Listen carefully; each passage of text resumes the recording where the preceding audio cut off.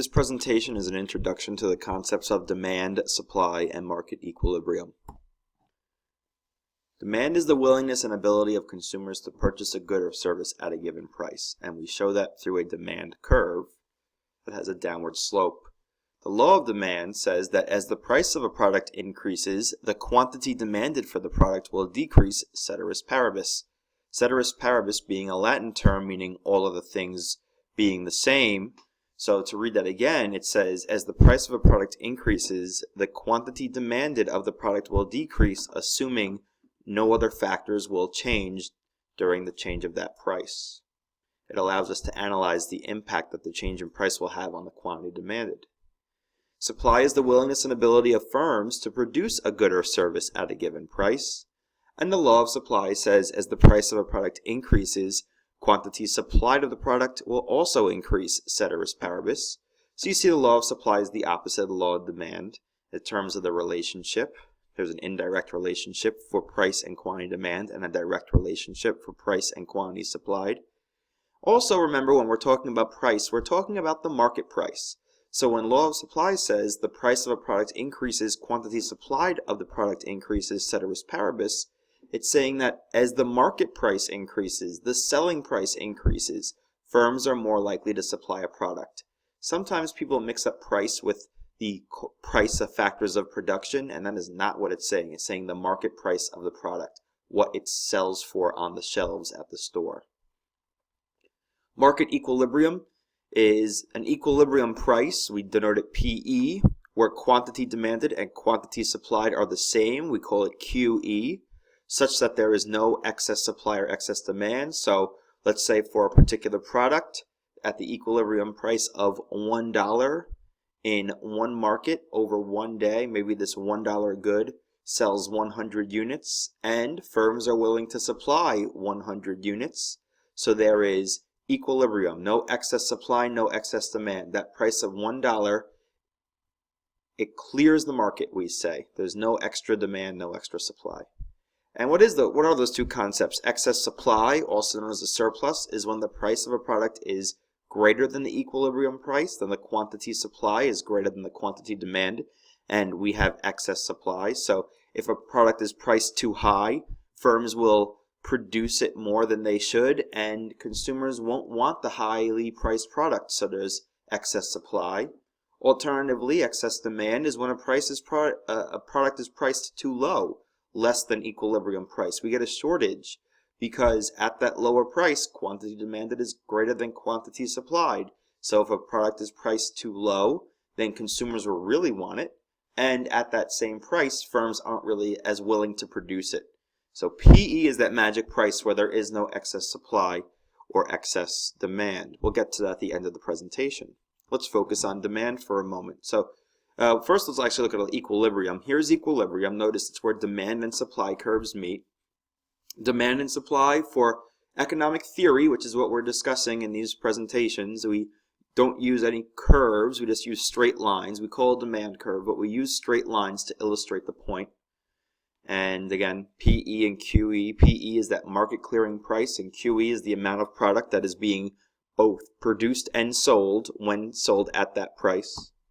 So let's look at demand now, as I promised a moment ago. What this is saying is that at given price P, there is a quantity demanded of the product, and that's based on the demand for the product. So again, the D curve is the willingness and ability of consumers to purchase the product at a given price. P is a value. Let's say P is $10. At $10, according to the demand for this product, which in advanced economics is going to be expressed as a formula, but anyway, at this given price for the product, we follow it to the demand curve, we see where it hits the demand curve, and we report where it hits the x-axis, and we see that at given price, let's say $10, the quantity demanded for this product is 100 units. Well, let's look at the law of demand. The law of demand says as the price of a product increases, so here's the price of the product increasing, let's say to $20, then we look at where it strikes the demand curve, it meets here, and where it meets the demand curve, we report down to the x-axis, and we see that quantity demanded has decreased, let's say to 50 units. So price was $10, quantity demanded was 100 units, price went up to $20, and quantity demanded is now 50 units. As price of a product increases, quantity demanded decreases. You don't have to give values if explaining in a question about economic theory. I'm simply providing values to remind you that price and quantity demanded on the y and x axis are actually representatives of real values, while the curve demand, that willingness and ability of consumers to purchase a product, that is a formula. It changes based on price. Now let's look at supply, which again demonstrates the willingness of firms to produce a product at a given price. So when we look at these diagrams, let me remind you that diagrams are for specific markets. They can be for very particular products or general products. So this might be the supply of cars, or it could be supply of a type of car, like a car versus a truck versus an SUV, or it could even be supply of a very specific model of car. It all depends on what market we want to look at. It also can be over a short or long period of time. This could represent the supply or the willingness of a firm to supply a product in just a week's period, or in a year, or even over a decade. So when you give an example, you may want to include all those specifics. So let me give you an example. Let's say that the price of a product is $50, and over a week a firm is willing to provide 10 of the product to sell. So price is $50 and they're willing to produce 10 of the product.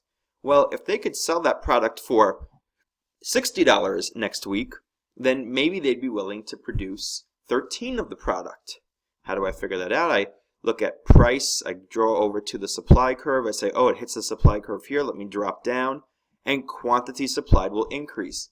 So at $50 1 week, the firms were willing to produce 10 of the product, but if they can sell it for $60, then the next week they're able and willing to produce 13 of the product, because if they can sell it for a little more, in this case $10 more, they want to produce more. Now remember, we're only looking at supply of the product here. We're not incorporating demand as well. That's when we start looking at equilibrium. So let's take a look at equilibrium. And where demand and supply meet, there is one price, a given price here, where the quantity supplied and the quantity demanded are the same. And that provides us with QE. So let's again use that example from the beginning. Let's say we're talking about like a dollar menu item at a fast food restaurant in any given day. PE is a price of $1. That price, the firms are willing to produce 100 of the units. Consumers on a given day demand 100 of the units. And so at that $1 price, the quantity demanded and the quantity supplied are equal. There is no excess demand or excess supply. But for different reasons that we'll explore in following presentations, the market price factors may change, and so the price may deviate from PE. Let's take a look at that. Let's say for whatever reason the price of a product is set too high. So here price is above PE. Price calls for a quantity demanded that only will hit here and a quantity supply that will only come here. So if I drop down my QD and QS, at this price, which is greater than PE, quantity demand is only 0 to whatever this value is, while quantity supplied is 0 all the way to QS.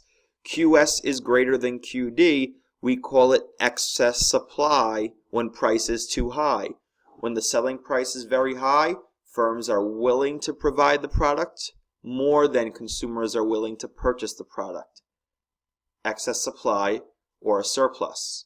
Alternatively, if the price is set lower than equilibrium for whatever reason, then we're going to see that if I see where the price line hits the supply curve and the demand curve, I see that QS is only 0 to QS, while QD is further from the origin, 0 to QD.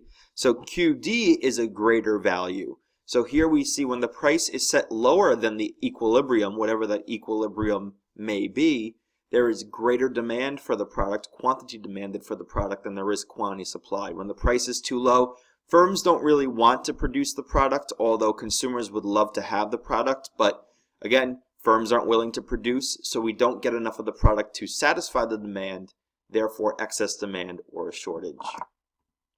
So that is a summary of the factors of demand, supply, market equilibrium. If I can point out one more thing, it's that price is the factor that is changing here, the sole factor that is changing to affect quantity supplied and quantity demand. In our next presentations, we'll look at how factors other than price will affect demand and supply, quantity demanded and quantity supplied.